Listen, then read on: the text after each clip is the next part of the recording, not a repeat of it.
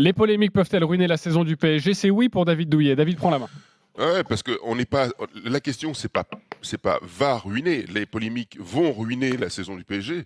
C'est peuvent-elles. Donc on est dans l'expectative. Maître Et Capello.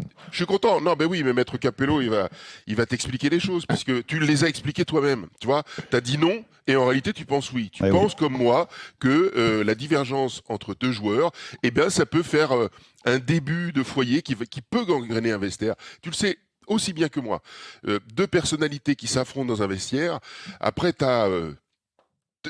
les gens, quelquefois, à la fin, ne savent même plus pourquoi ils sont en désaccord. Ça devient une systémique. Ouais, mais... Et puis, ça s'engraine, et ça s'engraine. Et puis, on parle de musique, de machin, de trucs, de passe, de trucs, de jeu, le truc qu'il n'a pas connu. Enfin, le truc... Voilà. Donc, ça peut disloquer une équipe.